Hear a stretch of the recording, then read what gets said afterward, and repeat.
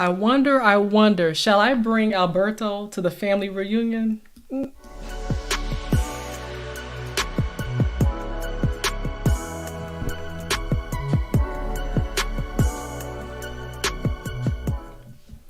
Welcome to another episode of Chelsea's Live Line. I'm so excited to see y'all tonight. Let me know where y'all are coming from. Are y'all from Detroit? What state are you repping? What city are you repping? Let me know in the chat. I know we're going to do roll call real quick, and we're going to get into tonight's episode, which is called, Is Black Love Even a Goal Anymore? The reason I ask is because what I see online, what I see in the media, shows that interracial marriages seems to be the way to go. But is it? I want to know. And that's why I asked y'all in the poll. I asked y'all in the chat, a particular poll question was, have you ever dated outside your race? And I'll be looking at that poll in just a bit to see what's going on. I haven't personally. I've only had 2 relationships. Both of them are with black men.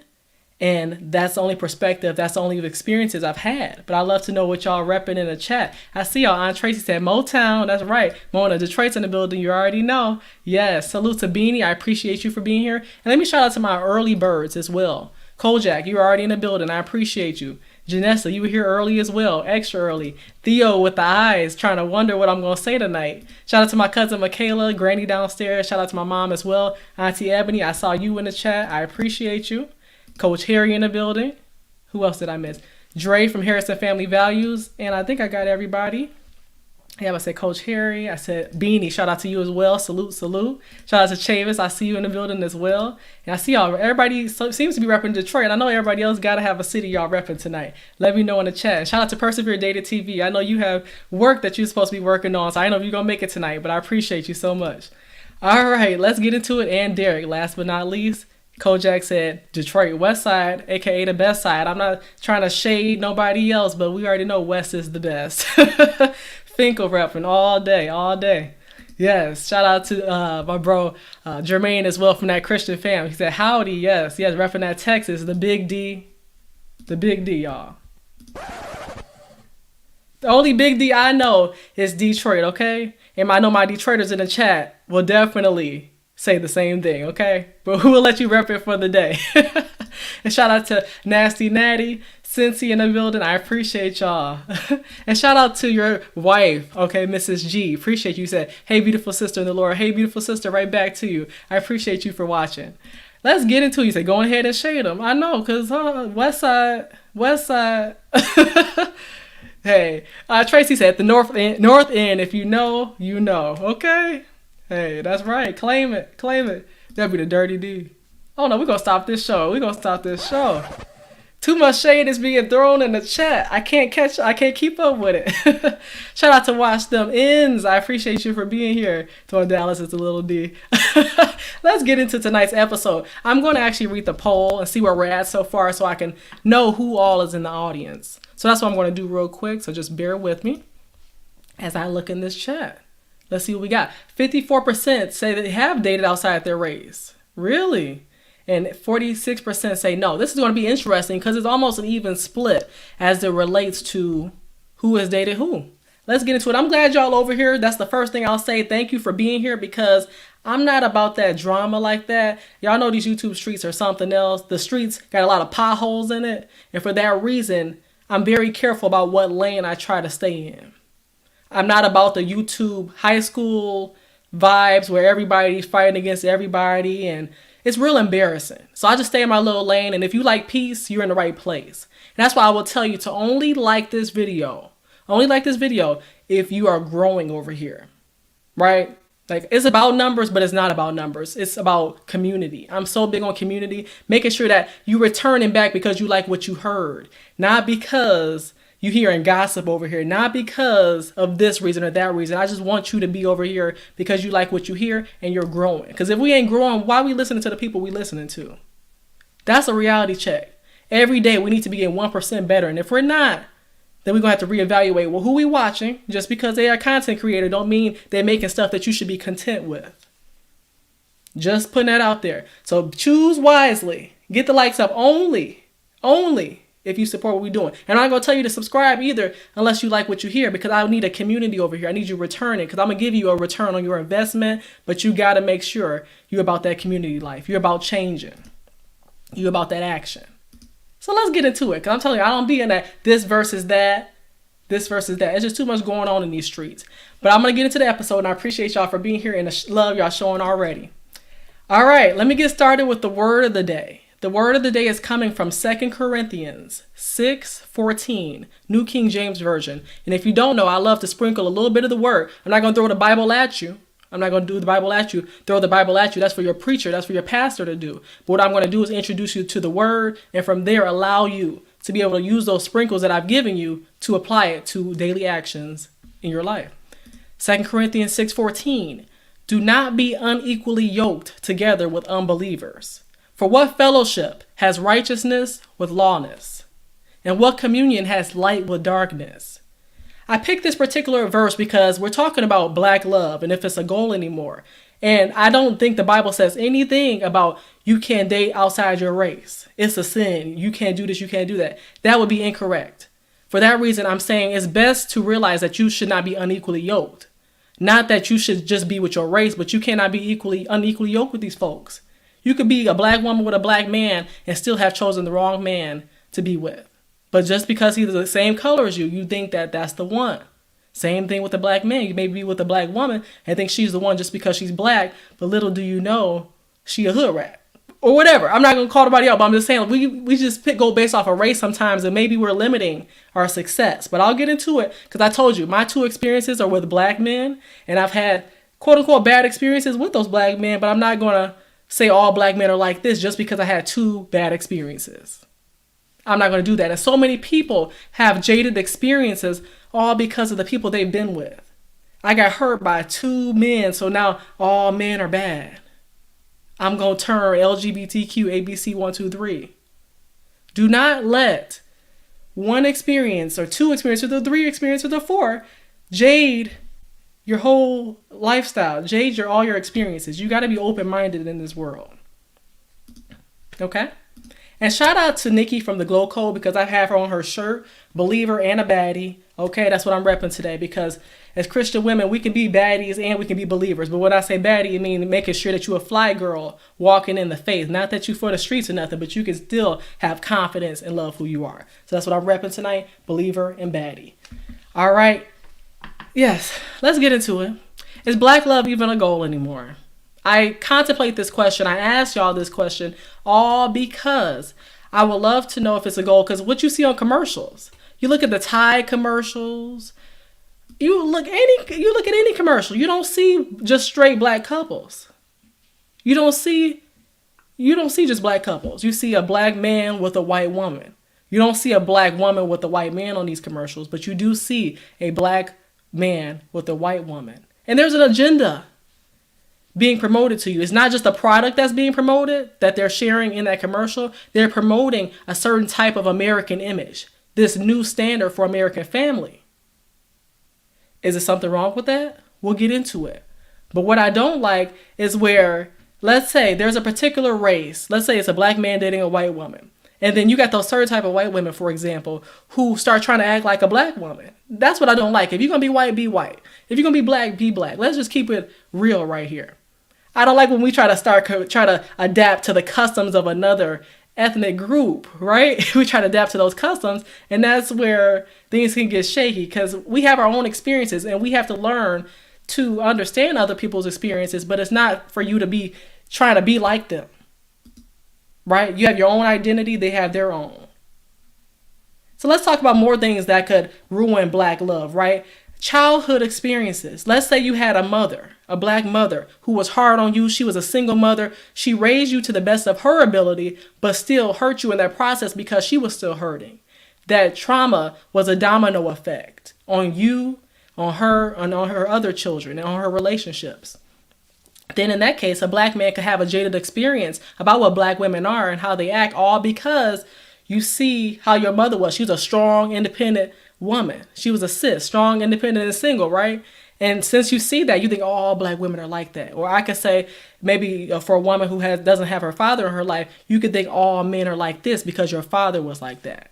That's why we have to seek therapy sometimes. We have to seek some external help. We have to make sure to read that Bible and know that we can trust in the Lord with all our heart and lean not on our own understanding in all our ways, acknowledge him, and he'll direct our paths. He will direct our paths. But sometimes we block. We literally put the blockades in front of us to not allow for us to get the blessings that God has for us because of those past experiences. They did this to me in 1985. So now every experience that I have in the future, I'm going to reference that 1985 experience and think that that is how all relationships are supposed to be. And it's not. I'm going to get into it. But before I do, I want to ask y'all, what are some current models of what Black love is? Can y'all let me know some examples that you may know of Black love? Healthy Black love. Okay? Even though we're not getting into politics, I will say that a great example of Black love is Barack and Michelle. They are a model relationship that we could call relationship goals, even though I believe we should never call any couple in the limelight relationship goals because we're only seeing the highlight reels when we know sometimes that may not be real.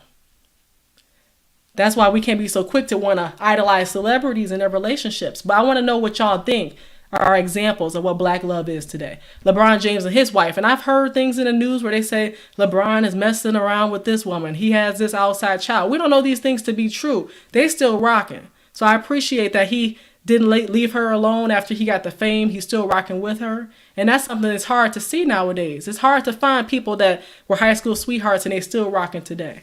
Right, like Team Peterson said, the Obamas, right? Angela Bassett and Courtney Vance. That's a great example as well. And it's more so the older couples, though. The older couples who've been rocking. I know some examples of Black love, right? Like Dre and his wife, Jermaine and his wife, been rocking it for years. Rob and his wife. I know some people in the chat who have long marriages.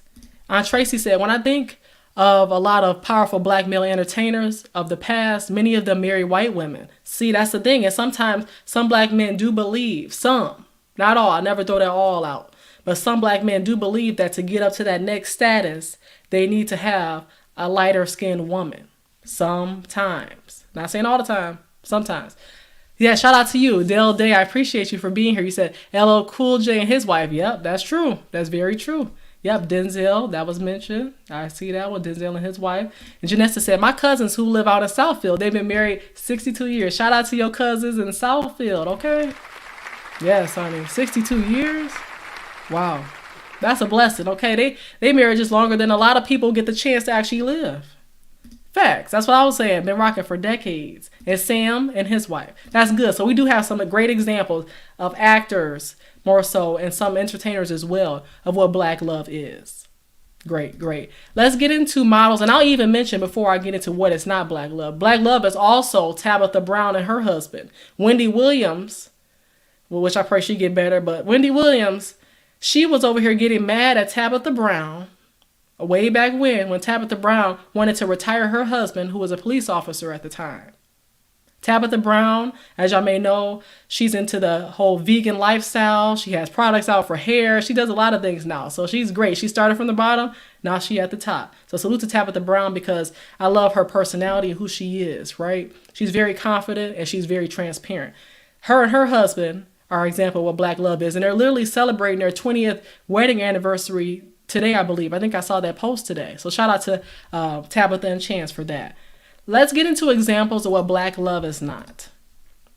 Oh, wow. And then Coach Harry said, I met Tabitha Brown and her husband in person. They genuinely enjoy each other's company. It's infectious. Oh, that's great. That's great. And Wendy was still jaded because Wendy made some bad mistakes. Wendy made some mistakes, honey. But when you keep repeating stuff over and over again, it ain't no mistake. It was on purpose. She made some purposes, okay? It wasn't mistakes because she said, let this man treat you like a fool. You was married to him. This is for all the women who are entertainers out here who one day want to be successful. Don't let no man manage you. You see how many women, I'm not saying all men are like this, but a lot of the women I've seen have crossed that business and pleasure lines up. They fumbled the bag, literally. Where women, Mary J. Blige, out here for the streets now. Mary is Auntie Mary, but Auntie Mary is acting for the streets. All because she went with this man who was not at her level, being unequally yoked. Y'all looking equally joked, all because you let him manage you. So many women. Melba Moore, another singer, y'all, for my old school folks, y'all may know. Y'all let this man take care of your career and then expect for this man to lead you in the right direction, and it's failed so many times. And it's proved to women you should not do that. Shout out to my sexy is strong. I appreciate you for being here. We're just getting into black love and talking about examples of what black love is. And black love is not Wendy Williams and her ex-husband. That's what black love is not. Black love is not struggle love. Struggle love. We think that we really gotta be picking up crumbs to make it. Why do we have to, like, Tyler Perry? Tyler Perry has made some great movies. Okay? Let me fix this here real quick. Tyler Perry has made some great movies. Yes. Diary of a Mad Black Woman. But look at the titles. Look at the plots of some of those movies. Some of those movies have taught us lessons, but some of those movies have also taught us that we think struggle love is the norm in the black community. Diary of a Mad Black Woman. This woman was being dragged out her house by someone she thought was her husband. Was supposed to be her husband. And look at how the tables turn. This man gets paralyzed, and he expected her to take care of him after the little mistress didn't want to be bothered with him no more when he got sick. That's one movie. And then this movie, Acrimony. I don't know if y'all seen it. Tyler Perry's movie, Acrimony. That movie right there, I've watched it so many times that every time I have a different perspective. Acrimony, just a quick recap, is where Taraji P. Henson is married to a guy. They grew up together. They went to college together. That's how they met. Then they fall in love. She finds out he's a felon after they get married, I believe. He's young. He's going to these little penny pitching jobs, trying to find work. She's the breadwinner. That dynamic right there is going to lead to masculinity. She's the breadwinner after years and years and years. Barry White, after years and years and years, she decides to file for a divorce after he has tried so many inventions. He's tried so many inventions and so many patents. He finally gets an offer, but at that point, it's too late. She divorced him, but now she wants some of that cash flow from those inventions because she put her hard-earned money. She put her hard-earned money into those inventions. And she thought they were going to work, but she literally was on, it was on the brim of working, but she just had to wait it out a little bit longer, but she didn't. Now, what happens is that when he was younger, the husband was younger, he had cheated on Taraji with one of the girls that he had met. He was sleeping with her and everything. Taraji slams her car into their little trailer and gets a hysterectomy as a result. She had rage, okay? She had acrimony, which is bitterness. All because of this man, honey. I'm telling you, do not lose yourself over a man. But that's a totally different episode. I'm just trying to tell you, some of these women, y'all need some help, because ain't no way I'm going to slam my vehicle. Rage like that to the point where I lose myself. I mess up my body where I can't even have children. Anyway, he cheats on Taraji when they were younger. She forgives him. Years later, this woman appears on a scene because the husband goes up to this particular company where he wants to present his invention, and he runs back into this woman. One day, Taraji goes into his truck and finds out that the woman left her wallet in her husband's truck. And all hell broke loose at that point. Found the wallet. Hold up now. We're going to stop the show because I saw something pop up. Janesta. Whoa. Oh my goodness. I got to do the blade dance. Hey.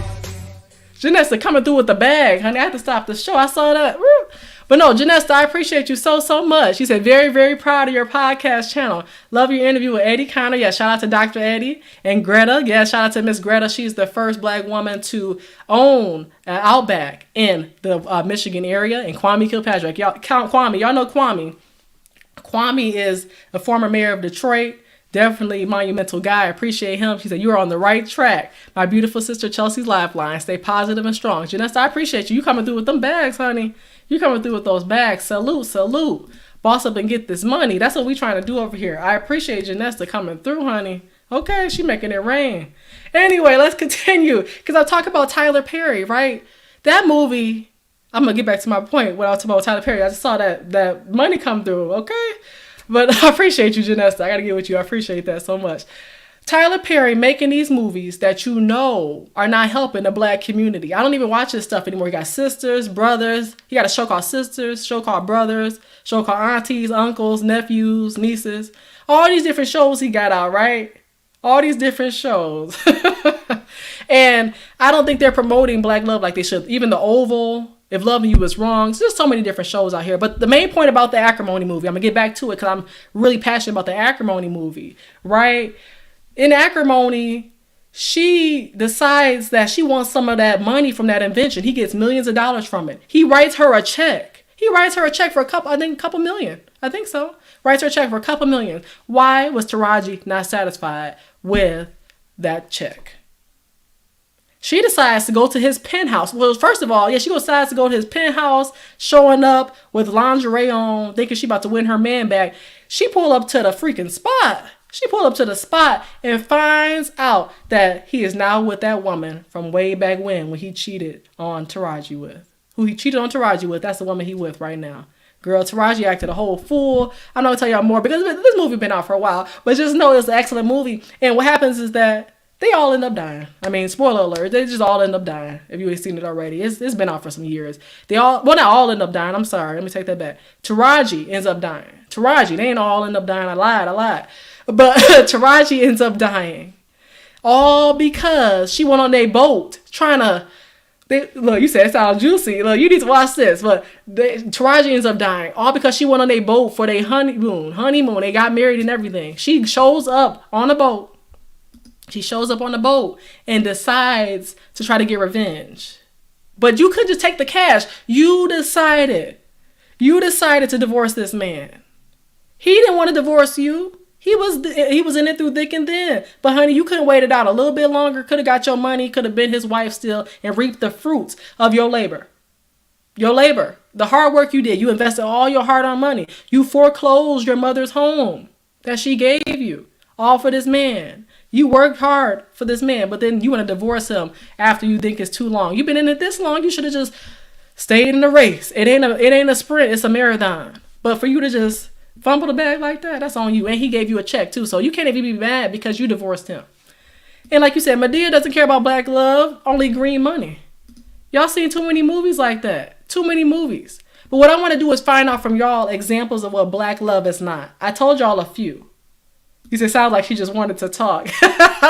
She did not. Okay. She did not just want to talk. What is black love? I can't even talk. What is black love not? I think black love is not love and hip hop. Because I want to know from y'all, where is the love in love and hip hop? It's more so lust in hip hop. Right? That's what I see. And I want to give a shout out to the notorious Kevin Brooks, support for a first class platform. I appreciate you so much. I'm about to give you your love. Show you some love real quick. 20s, count that. Hundreds, count that. Hey. Dollars, count that. Money.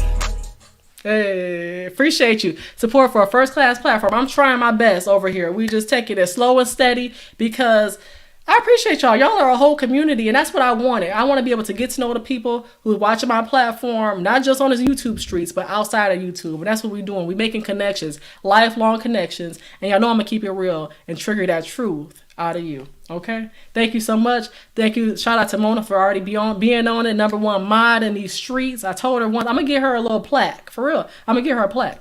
So best believe, I said it here, I'm giving Mona a plaque. Well deserving. Shout out to Squeegee Kid. I appreciate you so much with that 1999. That finally catching a live. Smash the like button. I appreciate you so much. Gotta show that love. I appreciate you. I'm going to play for you real quick. Money.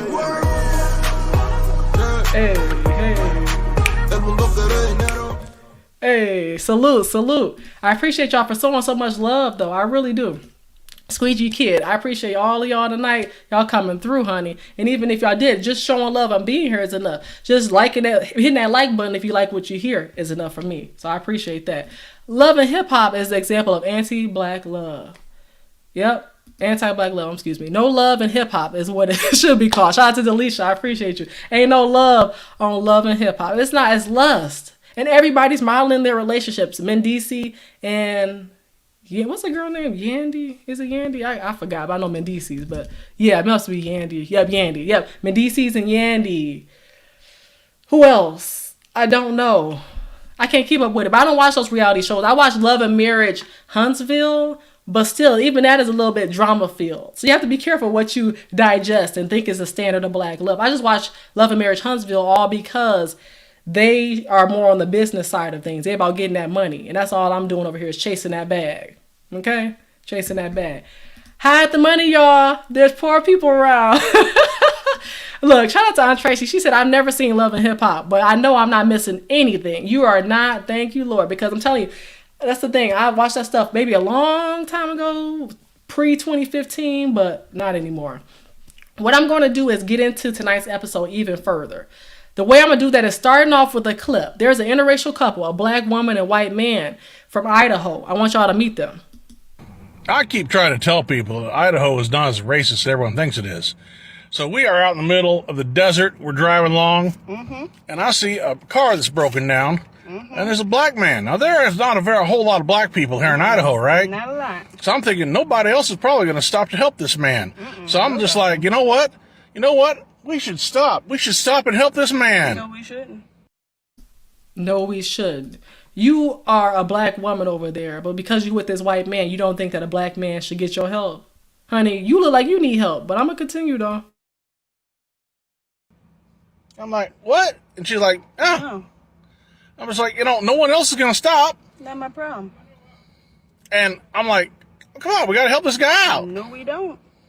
See, No. No, we do not. So see, I just got to say, like, right now, like, she said we already had too many black people in the car. Niggas already in this little vicinity. It's too many. She said ninjas. Ninjas. That was ninjas for anyone that she has a speech impediment. It was I a little slow. Yous ain't lying. Yous ain't lying. You is a little slow. You is a little slow. Anyway, she wouldn't let me stop. She wouldn't let me help the guy. No. You know how much hotter it would be in this vehicle if we put that black man in here? And then I just know her because I know she's gonna be like, well, what do we get robbed? And if we did, I'd blame it all on him because you was the one. We'd be sitting there and I'd just be looking over like, okay, that was my bad. Yep, your fault. I don't know what I just can't deal with these racists. These racists over here. Racist people out Racists. here. Tell me about it. They just rude. Just disrespectful. Now, what she doesn't know, we're driving back the same way. If he's still there, I'm stopping. He can try. I'm stopping. I'm going to push the gas pedal. And what killed me is this. These are the dusty dusties of the world. I'm not trying to be funny or nothing, but these are the dusty dusties of the world talking about what they not going to do to help somebody else. I'm not going to go in, but all I got to say is that do not lose your identity when you decide to date another race. Do not lose your identity when you decide to date another race. If you're going to be black, then be black. If you're going to be white, then be white. But this right here is giving get out. This right here is giving been gone. Ain't no get out because she been gone. She don't know who she is. Somebody needs to affirm in her who she is because you can't hate a black man, especially when you came from a black man. Okay? This right here it's a mess. And I see too many women that's thinking that they level up, leaving black men alone. But look at this hillbilly Henry. Oh. She doesn't even realize how many layers of ignorance she has displayed. Cunetta. Because you got to recognize who you are. The skin does... Just because you date somebody outside your race doesn't mean that your skin layer like turns into who they are. You're not going to turn into them. And sometimes it's self-hate when you going out your race. And shout out to the Glow Code because I'm rocking your shirt tonight. Believer and a baddie. I appreciate you. Cunetta. Okay? It don't make no sense to be so sleep when you need to be woke about who you are at least. What I'm going to do at this point is bring in a video where black men are talking about interracial dating to see what y'all thoughts are about it, okay? Let's see what's going on in these YouTube streets.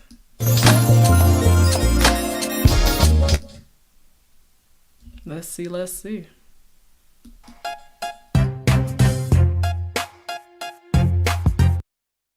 So the question is, why do black men tend to date lighter or whiter the higher they climb the financial ladder? I disagree with this whole idea. I don't buy it. I really don't. I don't think that swirling happens on lower levels than we think it does. No doubt. It really does. No What do you mean by that? Like, there aren't that many black men marrying that many white women. It's not. The numbers are not that high. The statistics say so. The profiles might be higher, so people say, okay, well, Kanye did it, so now this means X, Y, Z. This ball player did it, so that's but even, exactly, like even, that narrative. Those are the exceptions, though, bro. Those are the exceptions. That's the thing, like we said about the negative. No The negative gets put out there, and it just gets fed into for whatever reason. I agree with that. The negative does get put out there because we see certain men of high caliber dating Becky's, for example. We think that's the norm and that all other men are doing that. But the stats are in our favor, women, when it comes to black marriages. There are a lot of educated black men who are married to black women, creating black wealth within their households. So we have to not just look at what we see for as entertainment because we all see it and we think it's the norm. It's really not, which is a good thing. But, in my opinion, for me, like I'm not trying to shade no other type of groups or anything like that. But for me, my desire is black love. That's just what I'm claiming. That's what I'm hoping for and what I'm praying for. But let's continue this conversation. It's more exciting. The majority of the married black men I know who are in great positions, black women. Yeah. Absolutely. That's the majority. Me too. But like I said, most of them, they're not on the internet. They're not on Twitter. So as far as this conversation goes, they don't exist. Yeah. Right. The angrier people are the ones that make the most noise. And that's why they determine what the narrative is going to be that we talk about. Truth. The swirling thing it's in your mind. Some of it. A lot of it's just in your mind. And we also know we all can walk out with 10 black women, but the first white woman we walk out with it's a problem. Oh my God! No, but. And he brings up a great point at this point, right? I'm thinking about, for me as a black woman, when I see a black man date a white woman, I have a few questions. This is just what's coming out of my mind. One, did you have a good relationship with your mother? Right? Is your mother black? Do you have a good relationship with her? That's one of the questions I would ask. Or I'm just thinking in my head when I see a black man with a white woman. That's one of the questions. Do you have a great relationship with your mother? That's the first thing. Because usually most men want to find, if they had a good mother, they want to find a woman who's like their mother in a sense. If their mother was classy, they're trying to find a classy woman. If their mother was trashy, they're trying to find a trashy woman. But usually it's aligned with the type of woman their mother is or was. So that's one of the first questions I would ask. Second is that, have you dated a black woman before? Have you given a black woman a try? Because if you haven't, then I'm looking at you real side eye. Only if, and I'm listening to the men in the chat. Let me know. I'm listening to the men in the chat because I don't know, but I'm just asking these questions, right? I would say, how did you grow up? Were you raised around other ethnic groups? If you were, then it does make sense that you would go with that if you were exposed to that. Let's say that you're a black boy being raised by a white mother. All you know is white. And you can grow up kind of confused in the world because you see people that look like you but don't have the same color mother than you do. So it's just confusion all around sometimes. That's some of the questions I would ask a man. But if you're a black man and you never dated a black woman and you say maybe you're not attracted to black women, then I just want to understand that logic first. As me, I haven't looked out at any other groups for ethnicity. Like I play around sometimes and I'd be like, what if I pull up with Alberto to the family reunion? What y'all gonna do? But I play those games because I'm just, to get some laughter out of my family. But in reality, I don't have that type of attractions towards certain ethnic groups. It is just preferences. It's not being racist. It's just what I'm used to. You living the dream. When it comes to money, oftentimes black men may attain a certain level financially and then enter a different realm of life. Right. And within that different realm, there may be more white women there. Right. Here's my coworkers. That's possible. That's what it It is. may just be if you hit that $1 million mark, for example. So Not even though, but I hear around, you. and unfortunately, we are conditioned to believe that white is that level of success. We're not gonna lie and say it's not. No, it's true. Yeah. But I don't know any dudes who are like, if I get a white chick, I'm winning. I don't know. I'm speaking historically. I'm speaking That's more like. And he said he don't know any black men. He don't know any black men who get with a white woman and say they're winning. There's some black men who are like literally Pookies and Ray Rays and they don't care who they go with. And see, that's the thing I have a question for too. How can some black men, right? How can some black men date, and that's why I'm asking the black men in the chat, how can some black men date a white woman who looks way worse than some of the black women you've been with, right? Like if you're going to go outside your race, at least upgrade is how I think about logically. But I see some of the worst with the worst, right? I just want to know, and that's why I'm asking the men in the chat, because from stats, it says 85% men watch my show, 15% women. So I want to hear from the men tonight in regards to what's the logic. If you do date outside your race, what led you to that? I want to know more than anything. It's not an ignorance to ask a question. It's more so just a concern. I'm curious. But I do want to read comments because I did see something from the Do Better podcast. Shout out to Theo. No Becky's for me. I don't play in the snow. You sounding real like what's his name? Dr. Umar. He said black queens forever, snow bunnies never. That's what he said. I'm just a quote what Dr. Umar said.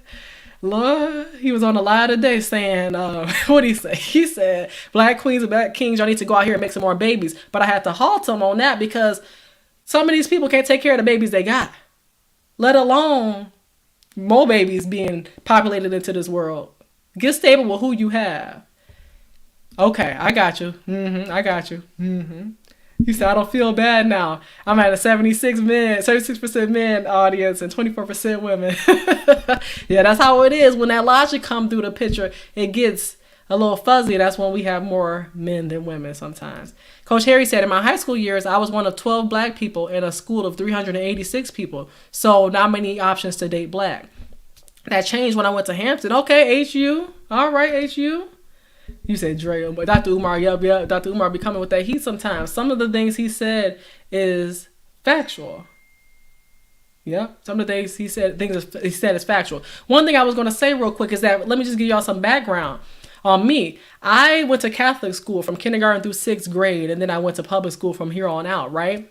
Went to a private college and everything, but that K through 6 years going to private school, I literally went into my 4th grade class at one point, and my teacher was like, come on in, we're not going to bite you, right? I was the only black in my class, but I had to adjust. I had to adapt at that time. I didn't know what was going on at that age, and I've dealt with, like racist comments or racist little jokes here and there, but I had to deal with it, and even though I was around majority white, I still did not divest.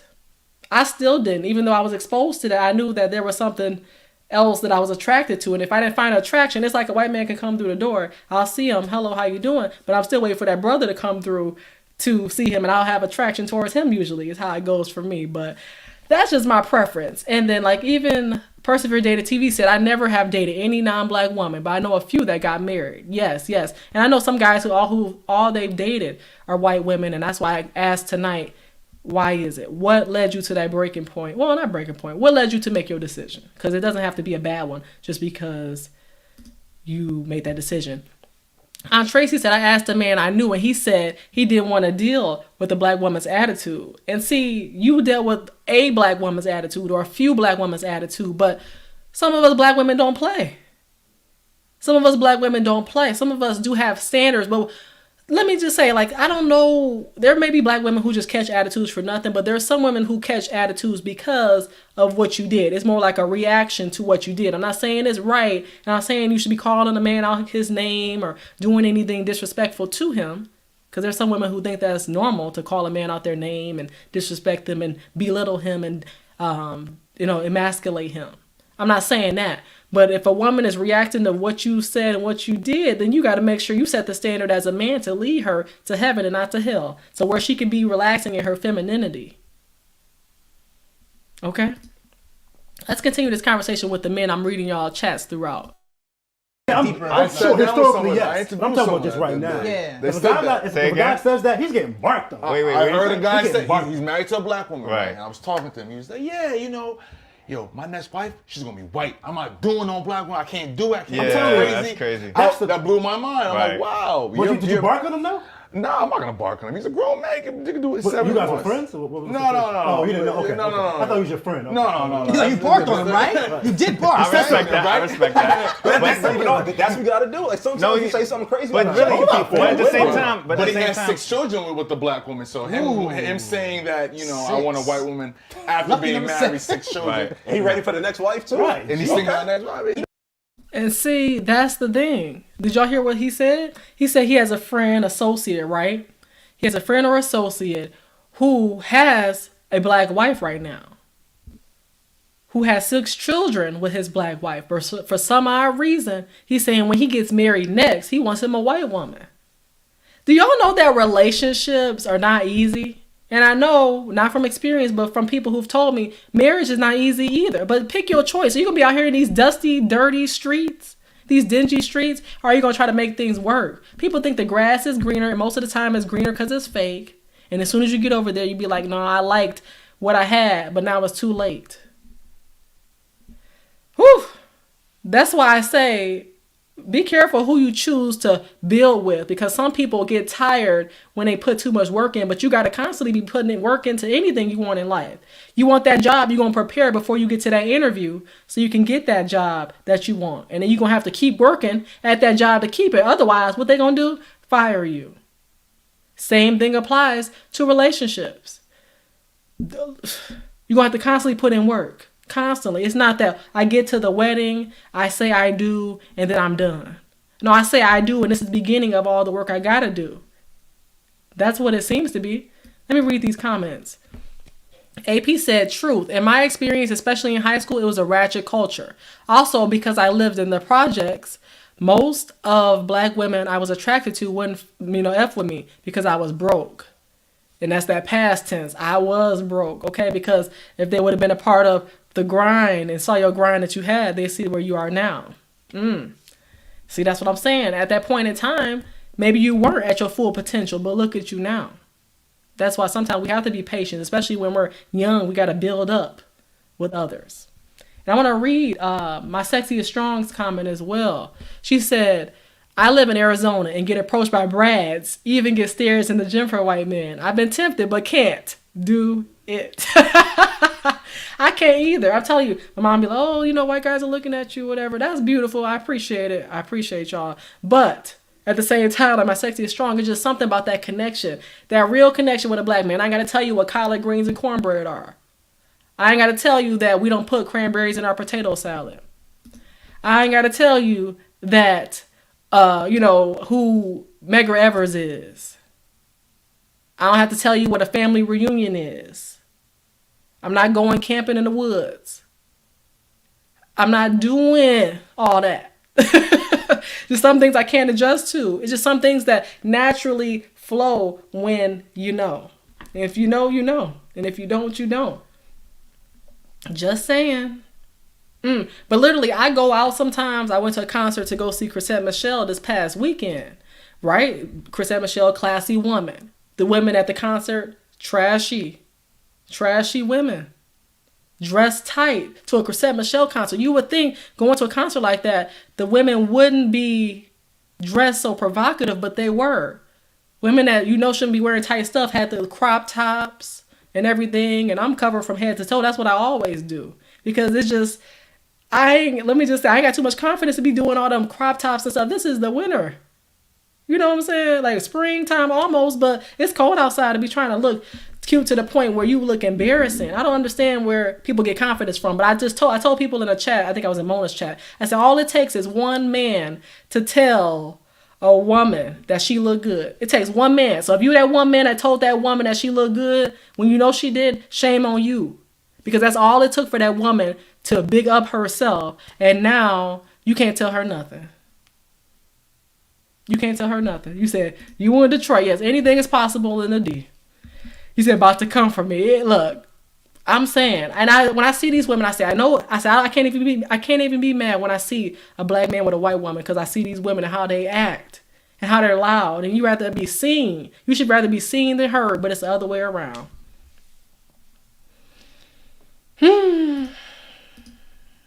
Ooh, it's a mess out here, to say the least. You need to slow down. That's a good point, though. I don't know if that's really is your responsibility to be like, to tell this man he can't. I don't think be you should with ever this white tell woman. a man what Right. to do, but I think it depends on the circumstance. It's not telling, I think right. if you're being It's just disrespectful, right. it's at least a point Okay. to ask. Understood. Yeah, well, like you can't tell another man what to do. Right. But you like, You're really? like, you ain't Dame Dash or something. This is what a man does. I wouldn't want gotta a black man to demean black women and go off. Right. I would talk That's to you demean, before. right, You know what I'm saying? He didn't demean it. Right. It. He's just speaking to his spoke experience. on his Right. experience. There wasn't Now like, he wants. Right. Okay, yeah, that's the. Because that's one thing. If a man demeans another black woman, ain't nothing you can say to me. You must don't like your mama. You must don't like your aunties. You must don't like your nieces if you got them. You don't like nobody. If you the meaning black women, that mean you don't like your mama. That mean you don't like none of your ratchet your ratchet female family members, your kinfolk. They not excluded. And also, I did want to give a shout out to Lawn Service, aka Lance. I appreciate you. One of my panel buddies on Anton's panel. I appreciate you for being here. Thank you so much for showing love. I did see your chat message. Just forgot to acknowledge you. Thank you so much for being here. But seriously, you can't be talking about other black women, but then think your family is excluded from that. I just don't think it's acceptable. Yeah, Bronzeberg said, this title. Should I divest? I'm going to say less because I'm going to give y'all the answer right now. This girl right here ain't trying to divest. You know why? Because there ain't that many men that can impress me other than black men. I'm just going to keep it real. It's just peaceful. I love it. We love our black brothers over here. I just can't divest. I don't know about Alberto. I don't know. It's the same thing, like they go back to that Dennis Rodman story. He was like, the black women around my neighborhood called me ugly when I was younger. So then when he got to his position, he was like, I don't mess with him.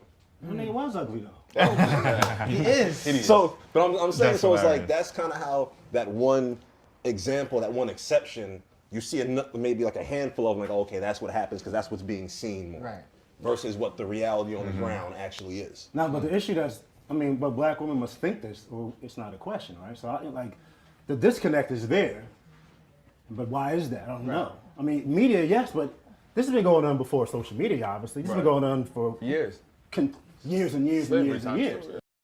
And thinking about that, think about the Willie Lynch letter. Some people say it's not real or not, but Willie Lynch letter was a letter that came all the way. It came out so long ago, right? Willie Lynch. And let me just give you a little bit of information about that. And yeah, they can hit that like button only if they want to. I ain't forcing somebody, for real, Kojak. Like, if you like what you're hearing over here, then hit that like button. Some people do forget as they come in, but we're never trying to force people over here, because if you like what you like, you can hit it. If you want to go over here, you can hit it. But if you just doing it just because you feel forced and you don't want to support, I'm not here for the fake likes. I'm here for the real love. That's just how I am. So don't hit that like button. Hit that like button. Hit the dislike button if you don't like what you hear. But either way, I appreciate you for being here. All right. But back to that Willie Lynch letter. That's what I was trying to mention. Willie Lynch letter. It said that we're going to separate the light slaves from the dark slaves. We're going to teach our women to be masculine. They're going to be the head of the households. They're going to be raised to be physically strong. The men are going to be raised to be physically strong and mentally weak, while as the women are going to be raised to be mentally strong and physically weak. Right? And here goes that psychology. And even if it's not real, even if the Willie Lynch letter isn't real, it's still shown in today's society where we got further division, right? We already have racism that exists out here. AP. You said if you like what you see, you can hit it. Stop. Look, what was I going to say? Look, we already got racism that divides us, but then we have colorism, like Theo and Auntie Tracy are talking in the chat about. There's further divisions that happen. And that's the reason why we can't get along. Oh, he got to be light-skinned. He got to be dark chocolate. Right? And I'm going to get into that because women, we can't be as picky as we want to be because there's not as many black men as there are black women. We can't be out here being that picky. There are slim pickings out here. Oh, my goodness. Look, shout out to y'all. I appreciate it.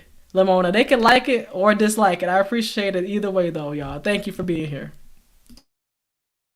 And it's better now than what it was 50 years ago, 30 years ago in the 80s. In the 80s, it was an issue in the 80s. It's not an issue now, but it still exists as a thing for black women to consider. Right. And that might be a failing on our part somehow for not getting that message across. Like, hey, that's dead. Right. You know? We I need think it's a combination issue because yes, there's the crossover, but I think it also goes when you have so many men who aren't staying with their black women, even if they don't go to a white woman, just leave, like it's hitting them from both ends. It's like, okay, you're either going with the white woman or you're not staying. Right. So now it just Either makes way, you you're say not like here. either way, we're not wanted after you've Right. done whatever you've done. So I can see it from that angle. So what about the brothers that like they tried to mess with the black women, but the black woman wasn't really giving them no rhythm. And then the Who- white who- woman. who are these brothers? No, I know brothers like this because yes, I know a lot of brothers like that. Who So they was like, I want to date black girls, and black girls. It's like, not that it wasn't like a conscious decision. It's just that the white women were feeling them more. Yeah. Like they were all.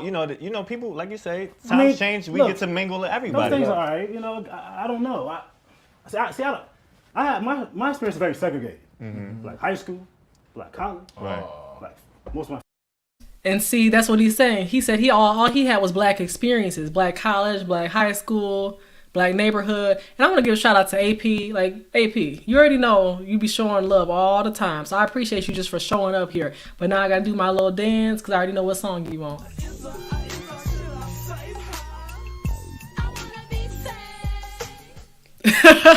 Yes, I want to be saved. I don't have to be saved because I'm already saved by the grace of God. But some of these women out here, you can't save them. Only God can. Yeah, shout out to everybody in the chat. I appreciate y'all. Shout out to AP, the accountability partner. He was on me today just checking to see how my morning was, and I appreciate you so much for that. Because, I had to get in that gym, and I just try to be consistent. I've been off for a couple weeks because I was sick. I lost my voice, but now I'm getting better. So I'm just so thankful that y'all here rocking with me, and I'm glad I can hear myself and not have to strain my voice anymore, okay? Because I got to use this tool. But anyway, you heard what he said. He said I had black neighborhood. I'm from a black neighborhood, got black experiences. Then, of course, I'm going to date black. But for me, again, I went to a white school from kindergarten to 6th grade, really been the only black, especially because I'm in engineering, right? So I've been around a lot of white males. I went to a college that is pretty much 80% male, 20% female, I believe, and it's majority white at that school. That's why I really didn't have a love experience. You know what I'm saying? I didn't have a love experience in college because there was nobody there. There was nobody there to date. And yeah, Theo, he said, you interviewed Kwame Kilpatrick. Yes, I did. You got to check out my intro at the beginning. But yeah, Kwame, I interviewed him last year. I had him on the show, genuine guy. Salute to him. And y'all can check him out on Fridays at 8 a.m. because he has his Bible studies. I help him get set up on his platform so he can do his Bible studies. So shout out to Kwame, real deal. Shout out to Leticia as well, his wife. I appreciate you so much. And yeah, they family, honey. You said, I know this is not all. But coming up, I didn't understand why many of the black girls were mean to me, and all the others chose to be nice, like Native American, Hispanics, Latinas, and Asians. Yes, I want to understand that as well, because I will go into a store. I try to see a black woman. I try to nod to acknowledge, and I've talked about this before, and they don't want to speak back, unless it's the older women sometimes. They'll speak. But these younger ones, honey, since I don't have the lashes on and all that stuff, they can't understand how we get along or how we can be able to have something in common.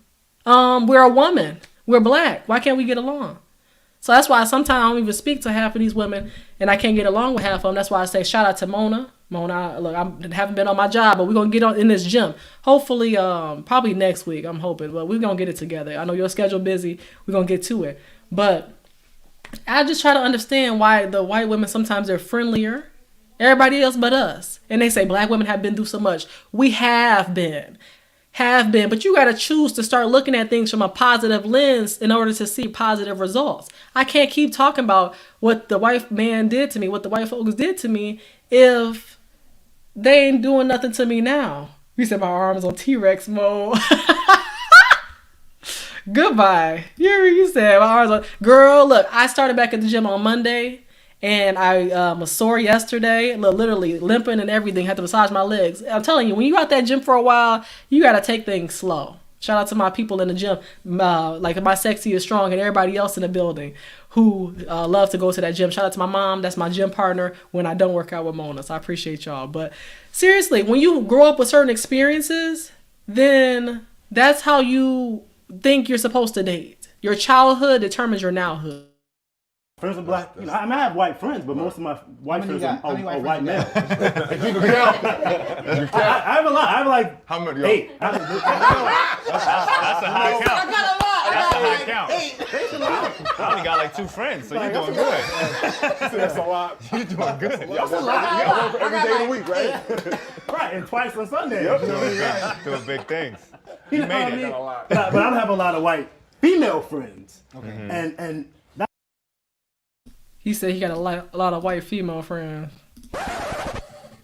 Excuse me, sir. We will continue. I was just like, no, my man ain't gonna have no bunch of female friends. But anyway, let's continue. That's just happenstance. I don't know why that is, but that's what it is. Right. And I had white coworkers, and they once tried to set me up one of their friends. And because I mentioned this to them about me only dating black girls, and they were like, "What?" And I was like, "But I don't not date white women. I only just date black women." I try to explain to them like that, because then otherwise they might have felt a little bit like offended. Right. And I was like, if you set the date up, I will go. I didn't think they were going to do it. Right. I thought they were just saying it just to be saying it. What, you having a discussion at work? You don't think that's real? Right. Next day, we're set up. I'm like, okay, wow. This is real. And we're, so we went to 40/40 Club. This is when it first opened. This is like, Let's go. This is like 04, 05, right? And I was like, wow, I'm about to, here I go. I had never had a date with a white girl ever, ever in life. And we get there, we're sitting down. There were a lot of black folks in the room looking at you. Black women in the vicinity. Right. I was like, they're not staring at me. I'm bugging. They're looking at me. I'm bugging, And see, that's the thing. You heard him when he said he went on that date with the white woman, right? He was thinking that the women around was looking at him, and because they were. Because honey, like I said in the past, I've looked at black men and be like, because I know I'm a good woman. I know I'm a good black woman. I say to myself, you haven't had the chance to experience enough of us to judge us and put us all in one grouping. But I know it's easy to put us all in one grouping. It is, because of what you see on social media and how provocative a lot of us women are, and you think that's the standard. So when you see a gem like Mona, you see a gem like My Sexy is Strong, Janessa, myself, and so many other women in the chat, you think that, where they come from? Why haven't I stumbled across them a long time ago? But sometimes you look at the ones, you're looking at the wrong ones. That's the problem too. You think you can change a 304 to a housewife. You really want this good looking one, but you stuck on looks, and that's where you'll be disappointed every time. And what Jermaine said is, I know you can do better, sisters, because you choose to do so when engaging with Brad. Oh, hi, Brad. How are you doing?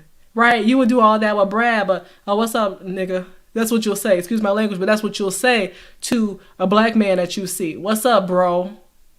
You'll say that to him. But you'll say, oh, hi, Brad. So nice to meet you. You'll be nice and put on the nicest face you can and the whitest, quote unquote, whitest voice, which is not a real thing, but the most proper voice you can put on for Brad. But then, Jermaine come by. Oh, what's up, bro? What it do? What's up, my dog? Ooh, yeah. You may have experience. I hear you, Derek. You said, I've lived 53 years. He said, I've experienced enough. Look, I'm telling you. And just from my 25 years, about to be 26 years next month, I've experienced enough of these women too, where I just say to myself, like, what's wrong with folks? Why can't we get along? And I'll never have the answer. But I felt like it in my mind that they were. No doubt. And so we talked, we ordered, We got, we paid the check, we left. I shook her hand. Dinner was nice. Boom. And that was so. The next day, it was like, what happened with the girl? I was like, it was cool, but nah. And it wasn't because she was white. We didn't have any connectivity. Right. But I don't know if that connectivity was because she was white. I don't know, and I didn't really try to find out because I didn't care. Right. You know at what I that mean? point, with the black women Because that you were didn't there, want to. I didn't really want want to. to. No, He's already shut off to it. There are so many dope black girls that it's not really a thing for me to be like, yo, I'm swirling. It's just. Thank you. Shout out to you. So there's so many black girls, dope black girls at that. Ain't no reason for me to do the swirling. Okay?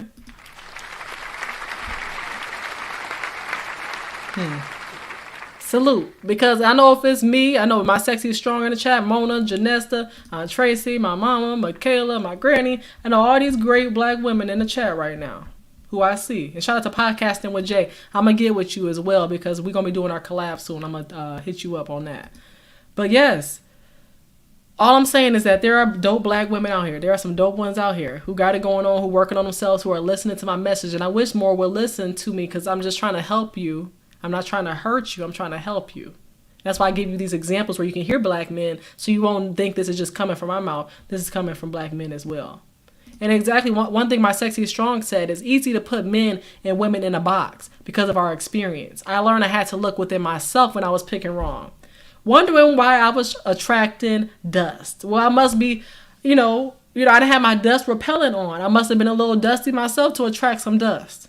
Let's keep it real. I must have been, not financially, but there was something in me that showed that dusty man that he could be with me. And I thought it was okay to be with him because we see who we are in other people. Or sometimes it could be for loneliness. Sometimes it could be for many other reasons why you'd be like, dang, why did I go with this person? Why this, why that?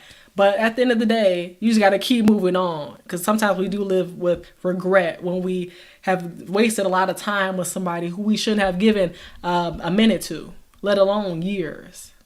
So we have to look in the mirror ourselves and stop blaming it on anybody else. And it's called self-reflection. And that's what I'm going to be doing, especially because as I'm on the road to becoming a wife, right? I'm on the road to becoming a wife.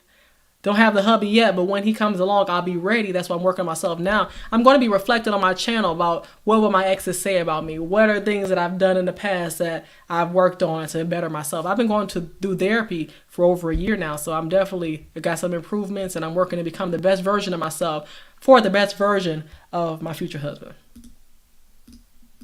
Right. See, my whole thing with that, real quick, is that I just want to be able to relate to somebody, right? I want, like when somebody get beat up at UVA, I want to be able to speak to somebody that, understands why this hurts to see something like that, right? Not like somebody going, point. How do you feel about this? Like she gotta know stuff. She gotta know. I don't want to have to translate. See, that's another question. Can it relate to you on political issues? Can it relate to you on civil rights issues? That's a question. Sometimes they can't. Think about it. When the George Floyd thing went on, when so many other countless individuals, when all this police brutality is going on, this crime going on, can they relate to you? Are they just, like the guy said, are they just asking you, hey, how you doing? Are you all right? Are you okay? Or are they saying, I understand, I empathize with you. I empathize with you, but you can't empathize with nobody that, you can't empathize with someone when you haven't gone through what they have gone through or are going through. Yes, they are. Like Angie Stone said, black brother, I love you. I'll never try to hurt you. I want you to know that I'm here for you for forever true. Hey, shout out to Angie Stone for that, my brother, honey. But for real though, black brothers are so beautiful. Strong brother. There is no one above you. For real, we got to recognize our brothers, because how can we be cynical about love and attracted at the same time? And shout out to AP. Shout out to AP. I appreciate you so much. You said, I love it. We waste so much time wasting with the wrong person, knowing that they're the wrong person. If I could go back a couple of years and redo some things, I would know better now. But I'm glad that I was able to learn it as quick as I was able to learn it. Not just wait.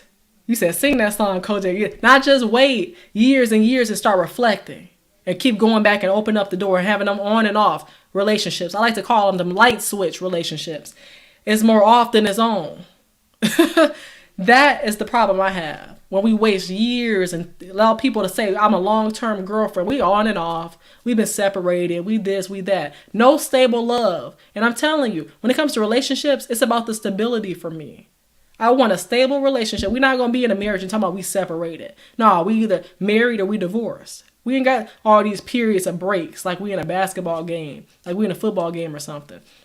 So shout out to AP. You know I got to play your song. I appreciate you. Hey. Yes.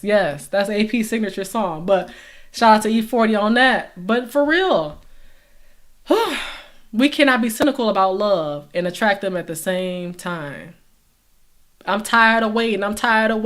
That's another thing. You said my sexy strong said that's one of my fave songs. Is it you talk about probably I want it brother or is it the E40?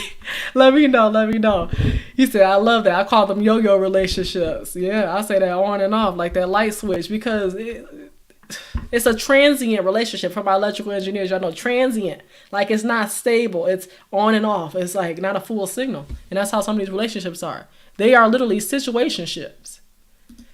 Do Better Podcast, aka Theo, says, agreed. We cover hood boogers all the time on my channel. Shout out to Theo. Make sure y'all subscribe to him. If y'all want some funny content in the morning, go subscribe to him. He got the sound bites on deck. He way better than me on the sound bites. He got a sound bite for every city, every country. For real though, check out Theo because he's reacting to everything funny over there, and he'll drop his channel in the chat.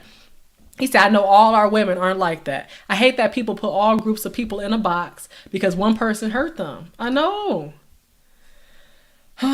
Kun Lee, I see you. Let me see what you said. You can be doing everything right and be good to people, but someone told me if there are broken areas in your soul are not mended, you'll be attracting the same trash. I'm telling you. For example, you get into a new relationship, but that door is not closed in your past relationship. What you get into is going to be distracted by your past. Okay? It's going to be distracted by your past. All right, let's watch the rest of this real quick. And I got another clip for y'all where black women, they're about to be at a table talking about what they divest, what they stay with the black man. We're going to hear from black women as well. I don't have to be the cultural translator of it. I just want to be able to, you just get it. You just get it. You don't know who Fannie Lou Hamer is. I ain't got time to explain this to you. Like, I don't have time for these conversations. I don't have time for these conversations. If I Google it, yeah, bro, Fannie Lou. So what they're saying is that they don't have time to be explaining their history, black history to them. They don't have time to be that one black history book that you read that defines us all. I got to tell you who, I told you, Medgar Evers is, MLK. Well, all of them are usually in the history books. Rosa Parks in the history book too. But I got to tell you about the ones who you don't know because you don't know them. Like, I'm not about to be your history book. What I'm going to do is add some humor to this conversation tonight, y'all. I got this particular comedy man. Well, this comedian, should I say, talking about comedy man. I got this comedian here that's going to talk about some stereotypes with with interracial marriages. So let's take a look at this, y'all.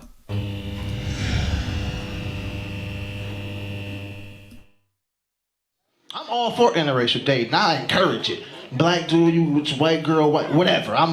Do what you do. Love who you love. It's 2019. Racism is ridiculous.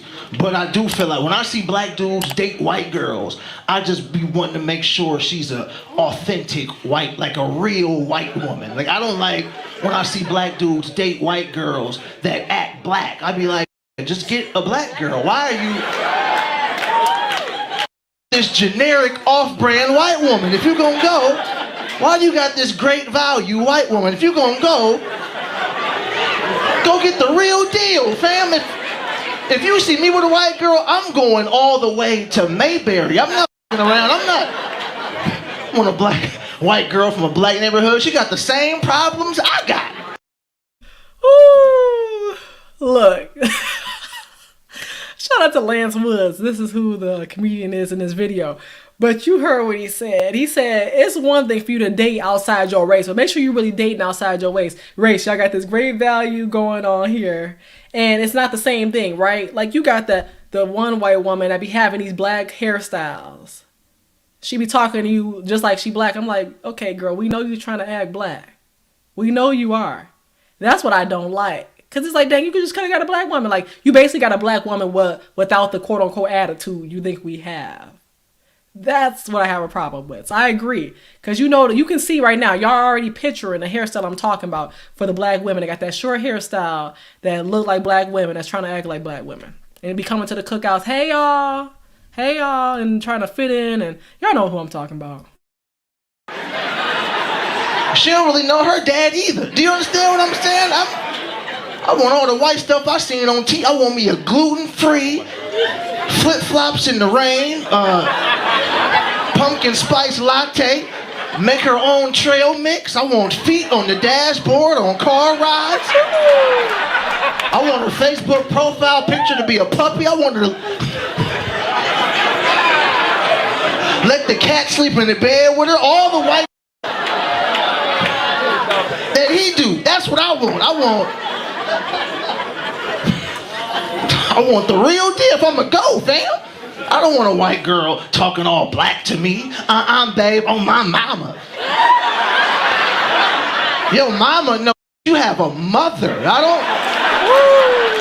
You use your words around me. That's what you're here for. You don't have a mama. That's not no. I don't want to know nothing about hip hop. Basic questions, she failed a test. Hey babe, you like 2 Chainz? Yeah, I love jewelry. That type of shit. I like jewelry. He asked her, does she like 2 Chainz? She said, I like jewelry. Somebody get this girl and send her back to where she belongs, because it don't make no sense that a woman would be so stupid to say that. Ooh, that's what I'm saying. You're going to have to fill in the gap for her in these cases. It's just hilarious watching this. Because if you have 2 chains and lose one, you still have a whole nother chain. So who? It's 2 chains and 2 Pacs. That's what I like. The confusion on your face is what I want from my white woman. She's sitting there like, yeah, that makes perfect sense. This guy's brilliant. Babe, give me 2 chains. Our anniversary's coming up.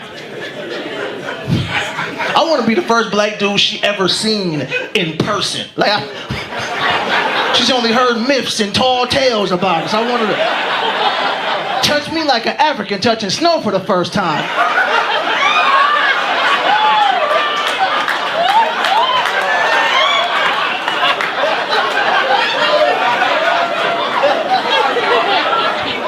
I'm talking so white when she start talking to me, her family stop talking to her. Do you understand?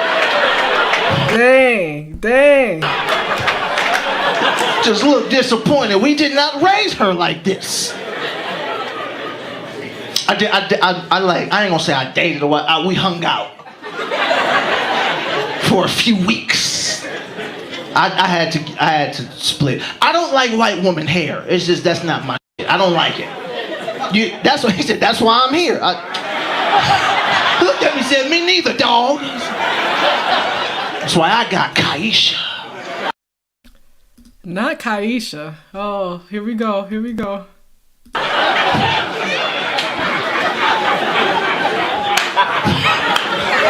That's a church clap. Amen. You better preach, young man. I don't like the white girl. You know what I'm talking about. It sheds for no reason. White women hair shed for, you don't gotta be wet.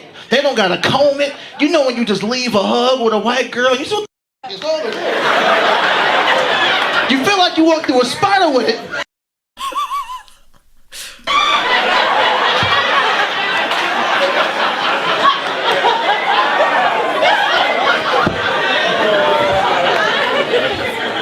You get hair from a white girl, you want to shower, you clean the midsection off, and then you keep finding strands. It be all up and down. You sort of literally gave me her hair. It's still... It won't stop, fam. It's like Easter basket grass all over the pit. It won't stop, sirs.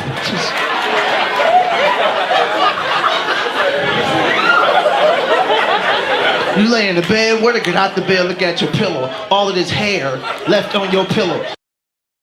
Oh, I gotta take a second. Ooh, I'm over here in tears. Literally gotta take a piece of something. Ooh. Hold up. Hold up. Tears.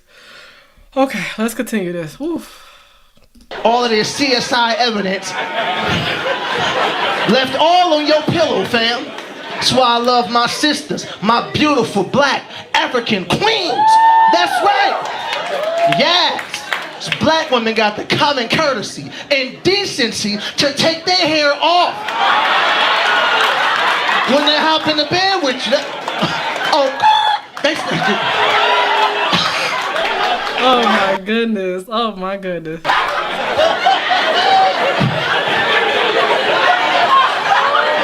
Were you scared the first time? Did it startle you?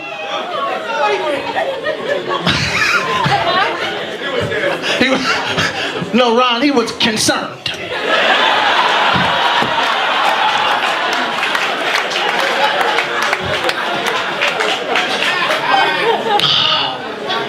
That the first time it'll mess you up, fam. When you don't know she had it on. Tell you something about, we don't know either. We just see this. And we don't know what is under there either. So she take it off and you see that she got them 1996 Allen Iverson cornrows. She got the Queen Latifah set it off braids and everything. The OG Bobby Johnson, thanks Ray Ray, she got them braids. Or she got one braid that wrap all the way around and stick up at the top like. He going in, y'all. I can't. That's not to wipe my tears. This is too much. I can't hold back these tears. Let me cry. She got the little candle wick at the top of the... When you don't know she had it on, that's the scariest part. I brought this girl home from the club. I go in the bathroom. I come out the bathroom. I see this. My same haircut sitting on my bed.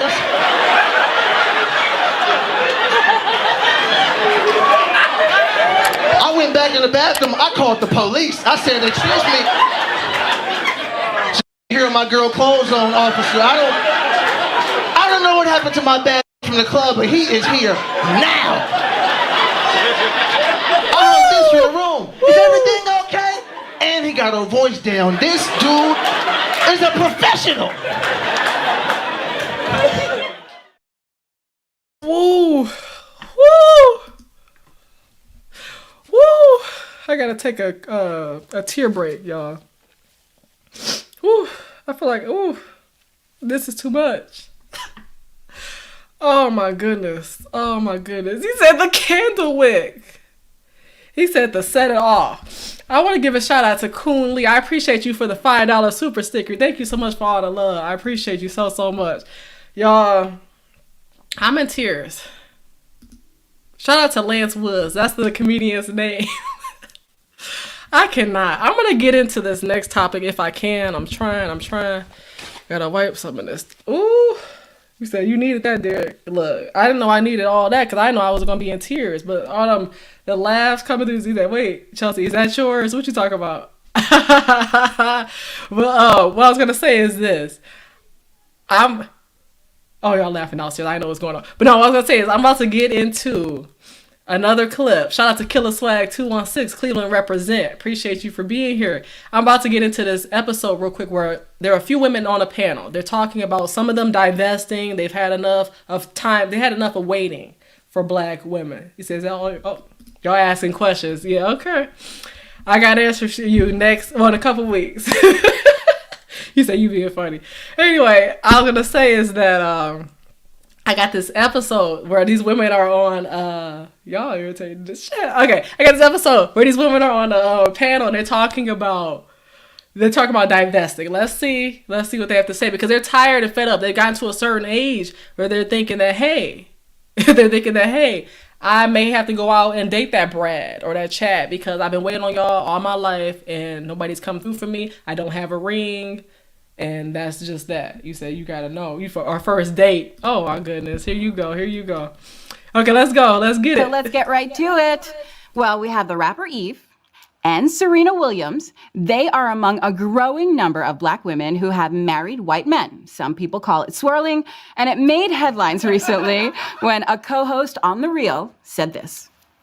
And this is why I'm so emotional about it, because so many of our sisters are so lonely, and they don't want to admit it. And all they got to do is just take a chance. It's because we don't have the love that we need. And you need to go out and find that one person. Yeah, there's a lot of that that makes you feel energy. good. Yes. That one person that you can turn to when you have a bad day.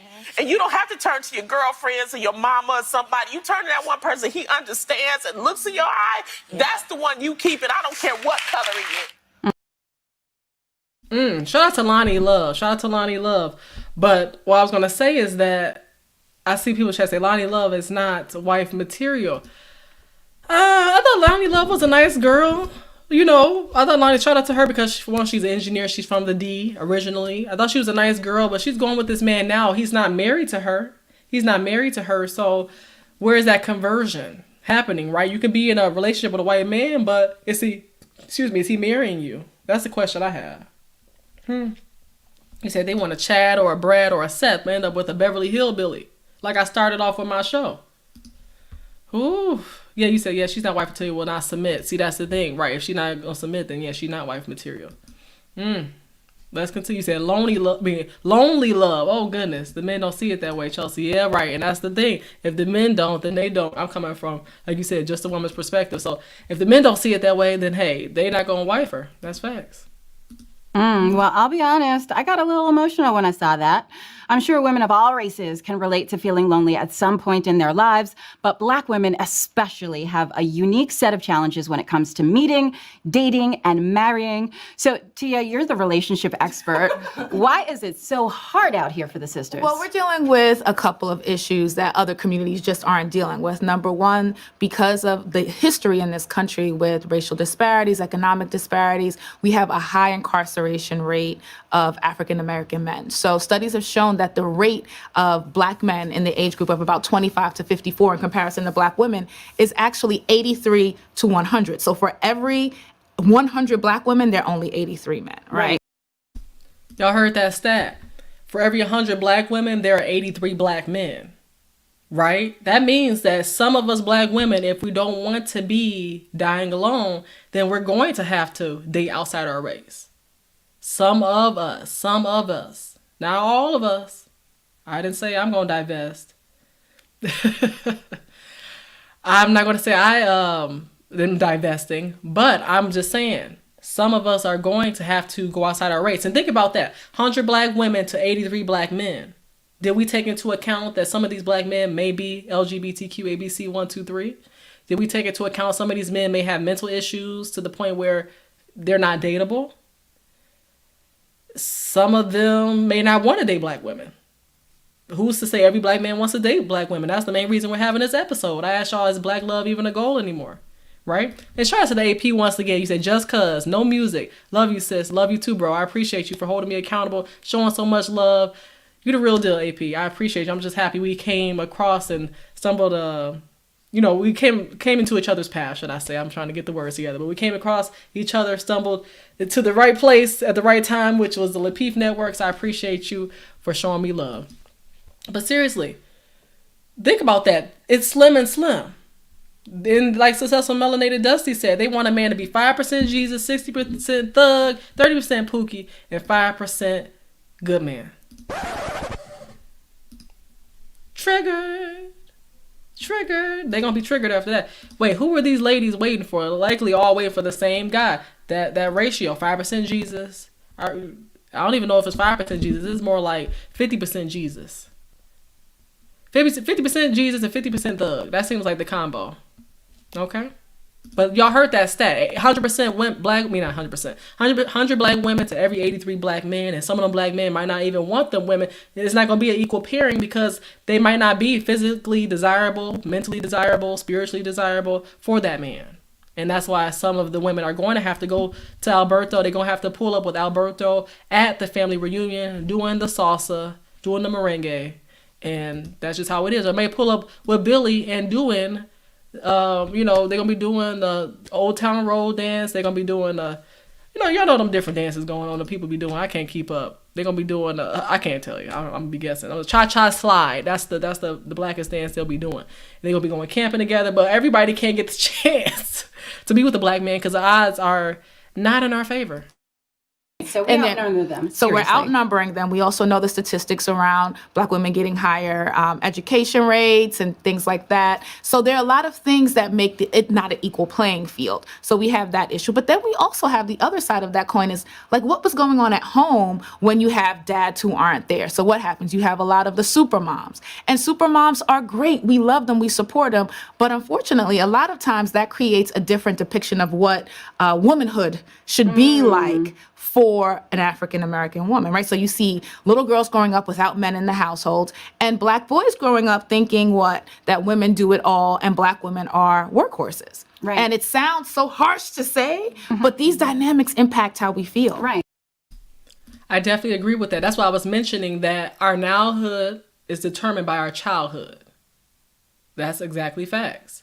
What you saw as normal. Did you grow up in a two-parent household? And some people who grew up in two-parent households are over here baby daddy to 7 baby mamas, right? So that don't mean nothing about a two-parent household, but certain dynamics, when you see healthy love, sometimes you'll desire that, all because you saw that. But if you don't treasure happy love or healthy love, then you're not going to want that.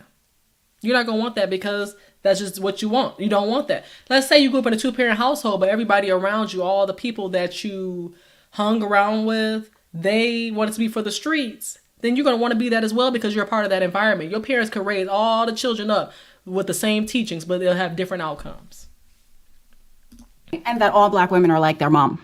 All Black women are like their mom. You know, another thing that we don't talk about too is that we Black women have gone through so much trauma that we often loud them, but we don't talk about the trauma that they pass on because of their hurt. So a lot of Black men or Black boys grow up having very trying relationships with their mother. So how does that impact when you're ready to get into the dating world? How you see Black women, how you treat Black women, who makes you feel loved, who you think is special. So all of these things are on the laps of single Black women looking for a good man. So that's why you see someone like Lonnie Love, who's in a normal life phase thing, right? Like, so when you are in your 20s, you might want to build, but most people by their 30s or 40s, you want to build with a partner. And when it's hard to find a partner because there are real issues of like disparities in numbers, who's eligible, who's ready, you're sad. You know, so her loneliness, her tears are definitely real and felt by a lot of women. And you know, it's a trying situation for women who are hyper focused on only dating Black men. Right. So Tequila, I know that you are not with it. No. And so Not at you all. heard that video from the Rio. All the statistics from Dr. Tia here. So why aren't you with it? I just feel like there is no comparison. Like, there is nothing that you can tell me that anyone else can bring to the table that can compare to what Black men provide. And it's just that. Hey, I have to stop you right there, sister, honey. You ain't lying. There's nothing that comes close to that experience for me. Just keeping it real. Ain't nothing like the Black man. That's keeping it real. That's loving on a Black woman. That's building generational wealth. That is just being the standard. That is in his full masculinity. There is nothing like it. I'm going to rewind it for the people that were in the back. Feel like Let me go back that video from the Rio. All the statistics from Dr. Tia here. So why aren't you with it? I just feel like there is no comparison. Like, there is nothing that you can tell me that anyone else can bring to the table that can compare to what Black men provide. And it's just that safety that you feel, not having to explain nuances, not having to explain why you may react to things a certain way. You just can be, and they get it, and they feel you, and it's that unspoken bond that you can't create with other races. Like, it's just not there. Like, Well, I'm sure Black men everywhere are applauding as you say that. But have you ever tried dating a white man? No. I haven't tried Not even not curious. to. I haven't tried not to. I haven't had someone approach me and me say, no, you're not Black, so I'm not gonna talk to you. But I haven't actively gone out and searched for it. Shout out to Mama. Appreciate you for being here, Ma. Thank you. But yeah, girl, this girl is spitting. Shout out to Joker Nutty Nate. I appreciate you. Said talk that talk. Oh, girl is spitting. There's nothing that can compare to that experience. Okay? You may have had some bad experience with some Black boys, but when you get around a Black man, it hit different. I'm just saying that experience hits different. And that's what I'm looking forward to one day. Just not interested. No, I just feel like even in the conversation, like I can feel my mind drifting away. Like I'm not engaged. I'm not feeling that bond, that connection, that there's just certain swag and flavor that Black men just have that is just, there's no way to duplicate it. There's no way to replicate it. But Nicole, you are feeling that connection because I know that for the last 5 years, you've dated almost exclusively white men. Yeah, and that's not on purpose. It's just how it ended up happening. I dated Black men almost exclusively in my youth up until maybe 30, 33, something like that. But I don't have a problem dating whoever's going to take care of me, whoever's going to treat me well, whoever treats the people around me well, whoever is a good person. I'm just like, I try to be open and open-minded about who I can have in my life. And I don't want to limit myself that way because I think good people are good people. Mm-hmm. Yeah. So did the statistics have anything to do with that, the social climate in terms of Black women dating? Yes, I'm from Nashville, which is a very white town. And when I started online dating, the people who were matching with me were mostly white men. And I will say, to be, honest, to give full disclosure, a lot of them were coming at me with some racist fetishizing bullshit. And of course, I eliminated all of that. I did not, for the most part, entertain any of that. A lot of them were coming at me with some kind of like, do you dominate? Can you dominate me kind of thing in the bedroom. Yeah, you know, they wanted me to like beat them up and like step on them and shit like that. And This is the stuff I'm talking about. Some of y'all be liking some weird dynamics when it comes to relationships. If a man's supposed to lead, which a man is supposed to do, what? Shout out to the AP once again. Good clip and convo. No music. This is fantastic. Much love, bro. Much love. I really appreciate you. I really, really do. Thank you, sir. You be coming with some interesting numbers. 338, 227. All right, I see you. Hey, I take it all. Thank you, sir. Thank you. And finally, I was like, okay, well, let me see. You know, I was like, so you started beating them up? A little bit, yes. I let somebody be my sub, my submissive, the person that I like kept. I'm gonna stop you right there. Miss. I heard it through the grapevine, because that's what that here is giving, grapevine. But on the real, you let somebody be your submissive. It doesn't work that way. Your face expression is exactly how I'm feeling inside when I heard you say that. There are certain dynamics you shouldn't change. That's why some of these women love to run over some of these other ethnic men. You heard what she said. I just want y'all to make sure y'all hearing it. On his knees all the time, and I like that. And so that helped me discover a part of myself that I kind of knew about, but wasn't allowed to explore in my relationships with Black men, because of course they're into like, they were into like tying me up. But when I was like, okay, well, let me tie you up, they were like, no, we're not doing that. Well, thank you. Cause why? That's all I gotta say on that. See. Well, why not? Like, if I'm supposed to trust you with that kind of thing, why can't you trust me? So there's a lot of that. Like, it's not just the sex, but it's also like this performance of masculinity that comes into play sometimes when I'm talking about just strictly like a sexual relationship, a casual relationship between like white men and versus Black men. So that's part of also why I seem to kind of gravitate more towards white men in the last few years, even though I do miss the swag of Black men. I miss the smell. Like, they're really, that's terrible, right? But there is like a little bit. Oh well, honey. Once you step on over to that side, honey, you can't be returning back now. You got to be careful about the decisions you make. When you go in that direction and you lead Black men because you said, hey, I'm going to go out here and do my thing. Now, Black men, I don't know if they're going to be bothered. Because that's one thing I realized is that sometimes with white women specifically, when they date a Black man, sometimes the white men don't want to be seconds and thirds to them. Like, that's just how it is. How about you miss the swag? Shout out to you for being here. I hope I'm pronouncing it. Sharon, is that how you pronounce your name? I hope I'm pronouncing it right. You said miss the swag. Yeah, oh well, that's something you're just going to have to miss, ma'am. Because you decided to divest. You decided to do that chocolate and vanilla swirl. That's it. You may miss the swag, but that's what it is. See, that's what I'm saying. Like, certain things like that you just can't get from other groups. You can try to teach a man how to have swag and buy the clothes if you want to for him and all that, but it's got to be in him. Okay? Not just on them, but in them as well. And shout out to Project Leroy. I appreciate you. You said, what productive Black man wants a female that has been through all of that? A D fool. But there's like a smell, and there is something about not having to explain certain things or whatever, or not having to like just let go of certain things. So I do understand that. I'm not saying that that's not important, but there are other things that I think that sometimes I just kind of am like, well, you know what? I just want to do the eat me out, and that's what I want. Excuse me. I think it's hard when you drop that bomb. I'm sorry. Because when we talk about Black and white men, we talk a lot about stereotypes, and swagger and being submissive, but it's so hard just to find someone that you're compatible with overall, regardless of race. And I think that's really what Lonnie was speaking to. Like, right. I want to be loved by someone. And the biggest thing she was saying about James is that he gets me. And there is, I think, a more of a focus for women specifically to date Black men because unfortunately, one of the good stereotypes and bad stereotypes is that they are swagger, they are more masculine, they make us feel strong and protected.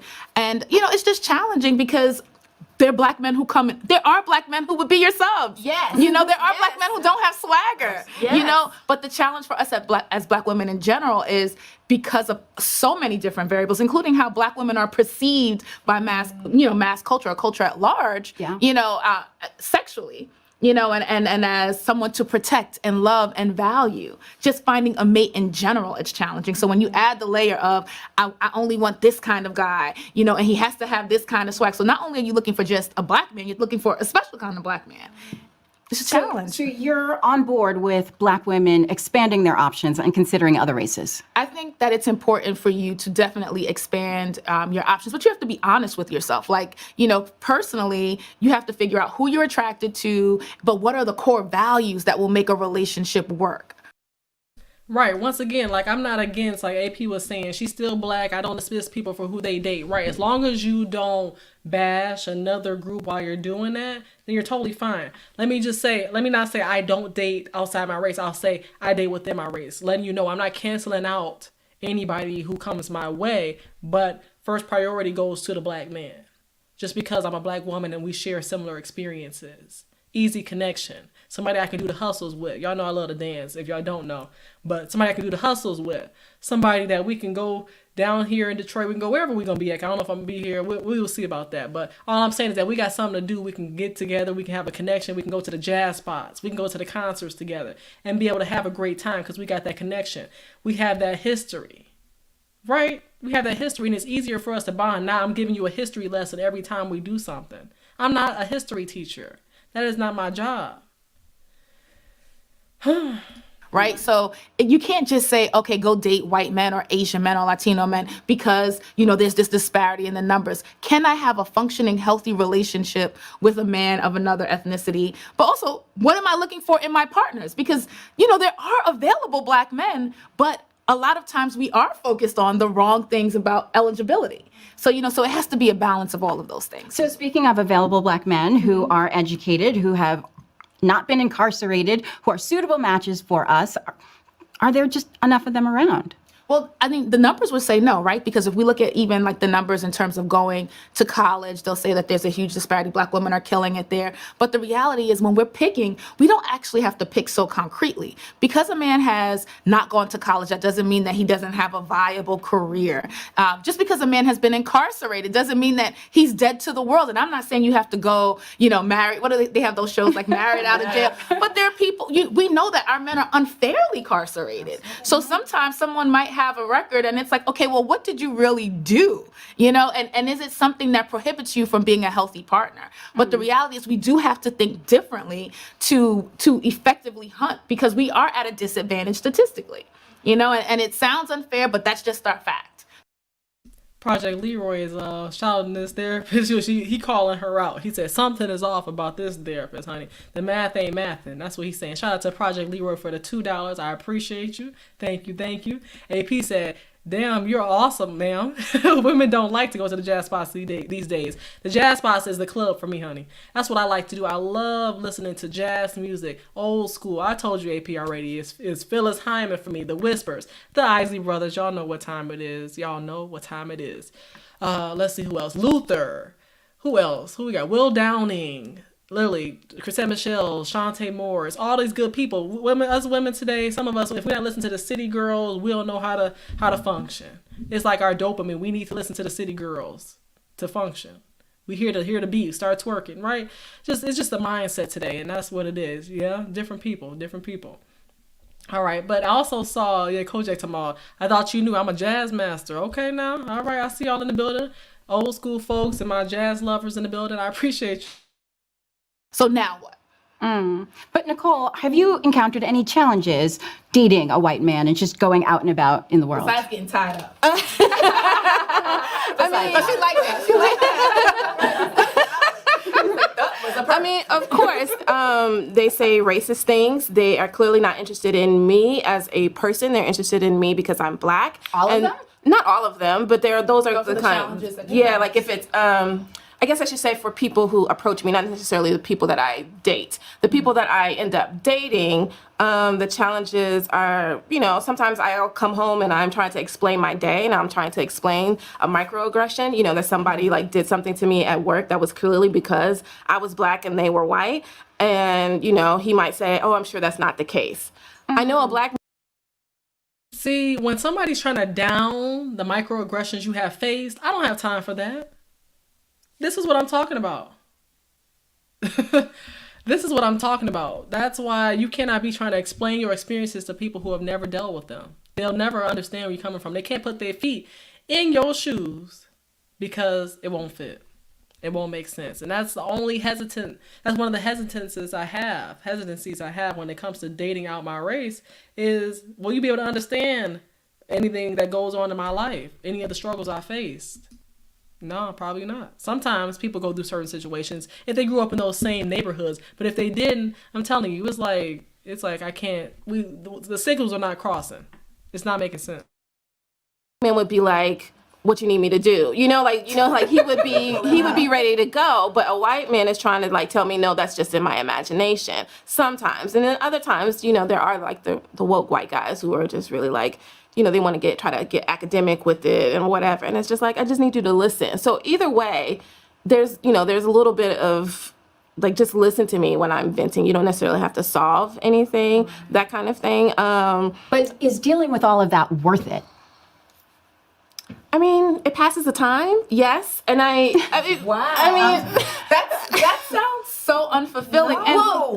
But I'm sure you're looking for more than that. It depends. Like sometimes I am and sometimes I'm not. Sometimes I am looking for a relationship and that is sad. And, when I'm like, okay, who's going to give me some attention? There are definitely times where I'm just like, I just need some, a guy to talk to or whatever.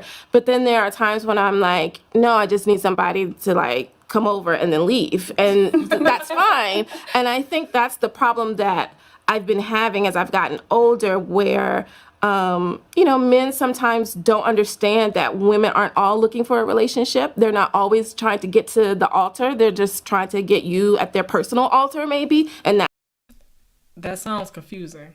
That's it. And just go. See, at one point in time, it was every woman's goal to be married. At one point in time, it was every woman's goal to be married.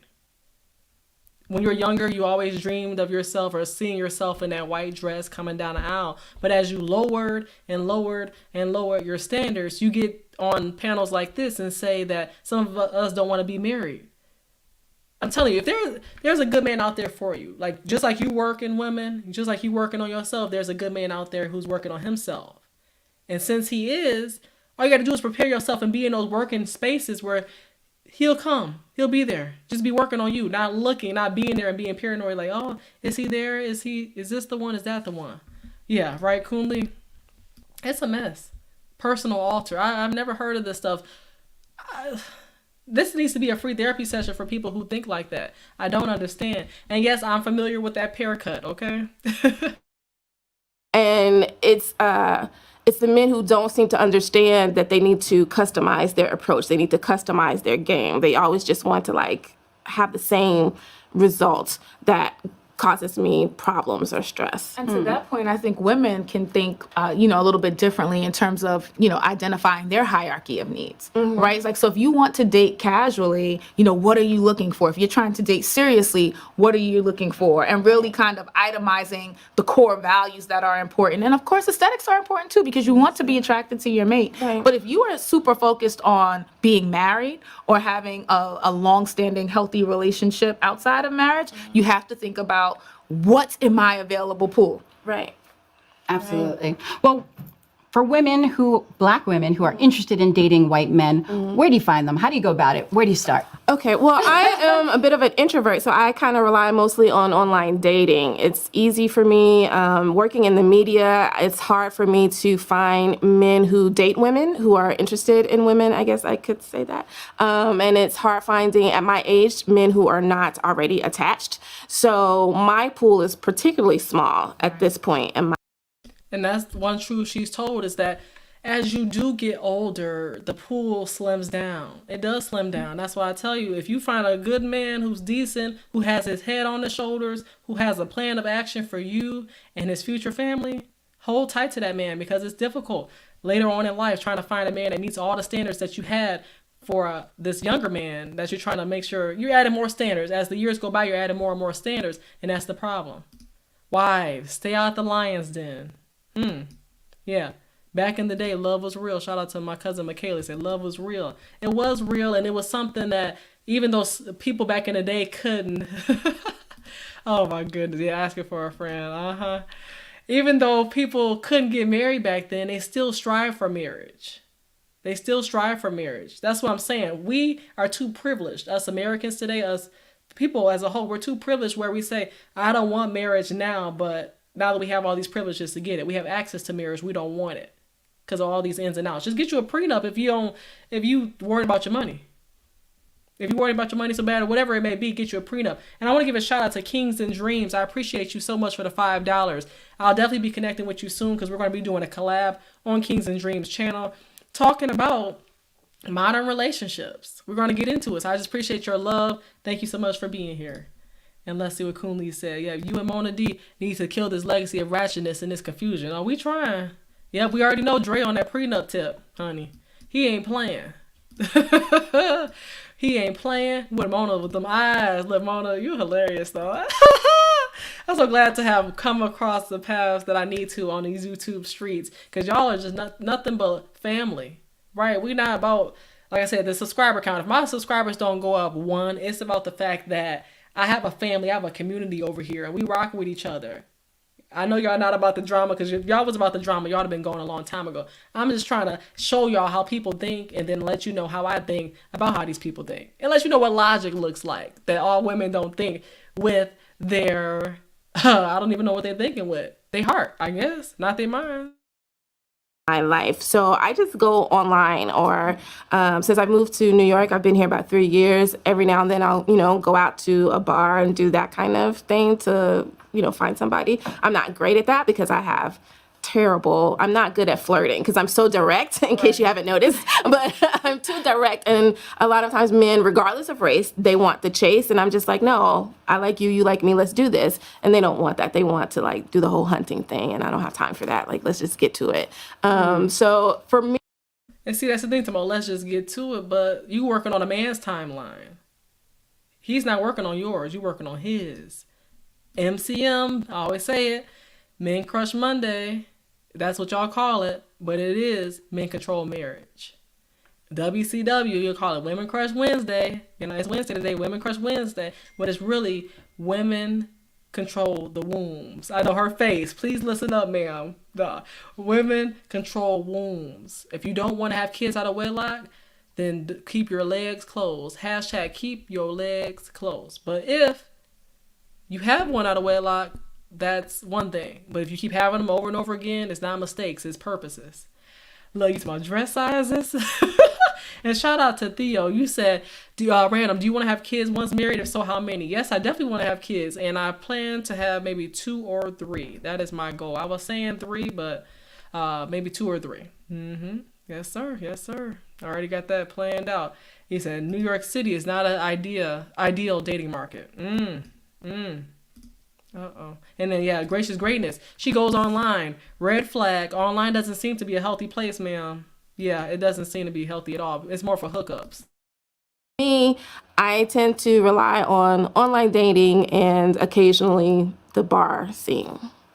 Well, speaking of online dating, I'm sure you know about this infamous OkCupid survey that came out in 2014 that said that Black women were rated the least attractive of all the women on the site. Yeah. Do you feel that when you're online dating? Sometimes. There are definitely times where I'm like, this is dry, I'm not getting any matches, and I will delete my account for a couple of months and then come back refreshed or reset or something like that. I definitely feel, again, that sometimes men are just talking to me because they see brown skin if it's somebody who is not Black. I think that the Black men who that I do match with, they are overly familiar. They are very presumptuous in how they talk to me, and they you know, in the same way that you're kind of like, you know, when you go to a black business and you're like, come on, I know you can hook me up. Why don't you give me an extra discount? I feel like a lot of times black men are approaching me in that same way, online anyway, where they're just kind of like, we're both black, let's do this. And I'm like, okay, well, can you like try to figure out how to spell my name at least, you know, that kind of thing. So I've definitely felt so do you feel like black men don't try as hard? Online dating, yes. Yes. If black men don't try with online dating, then why are you still doing online dating? Like literally your face is how I'm trying to figure out where you're getting your logic from. Online dating is really for the streets. I mean, you can do it if you want to. I'm not doing it. I'm not signing up for online dating. No, ma'am. And literally every social media app you have has online dating as well. Facebook dating. Instagram, well, not Instagram dating yet. I'm calling it, but they're going to be having... He said my homeboy got a little pool in I don't know what y'all read. Okay. He said the OK Cupid stat. Yeah. Oh, did they pull that up? I'm sorry if I was not looking at that. Uh-oh. I'm gonna go back. I don't know. Man, I've been looking at this chat, so I'm sorry. But seriously, okay, Cupid stats. See, I'm gonna have to go back a little bit. Let me see if I can go back here. Sometimes men, regardless of race, they want the chase, and I'm just like, no, I like you, you like me, let's do this. And they don't want that. They want to like do the whole hunting thing, and I don't have time for that. Like, let's just get to it. So for me, I tend to rely on online dating and occasionally the bar scene. Well, speaking of online dating, I'm sure you know about this infamous OkCupid survey that came out in 2014 that said that black women were rated the least. Okay, there we go. This is what y'all talking about. I did see some purple flash on my screen. 2014, OkCupid, aka OK Stupid. No, for real. OkCupid survey says black women were ranked least attractive by straight male OkCupid users. Black women received the fewest messages of all users. Black men showed little racial preference. Interesting. Those are the stats for y'all. Jazzy in the chat, you're hilarious. He said, who will win Chelsea's heart? Find out on the next episode of Chelsea's Live Line. Yeah, y'all, I'm letting y'all know I am actually starting a Christian dating show coming soon.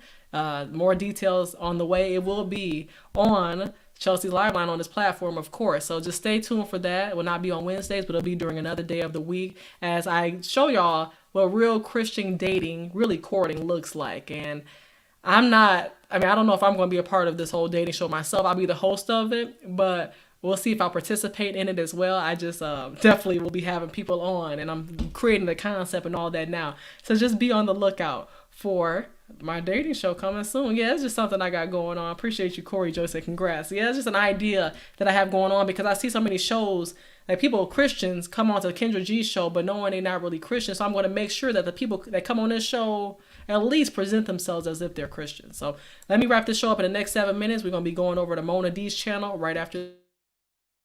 Attractive of all the women on the site. Yeah. Do you feel that when you're online dating? Sometimes. There are definitely times where I'm like, this is dry, I'm not getting any matches, and I will delete my account for a couple of months and then come back refreshed or reset or something like that. I definitely feel, again, that sometimes men are just talking to me because they see brown skin if it's somebody who is not black. I think that the black men who that I do match with, they are overly familiar. They are very presumptuous in how they talk to me, and they you know, in the same way that you're kind of like, you know, when you go to a black business and you're like, come on, I know you can hook me up. Why don't you give me an extra discount? I feel like a lot of times black men are approaching me in that same way, online anyway, where they're just kind of like, we're both black, let's do this. And I'm like, okay, well, can you like try to figure out how to spell my name at least, you know, that kind of thing. So I've definitely felt so do you feel like black men don't try as hard? Online dating, yes. Yes, I will say that. That's an interesting statistic. So what do you think about that? Do you think that black men need to step it up? I feel like men in general, period, need to do better.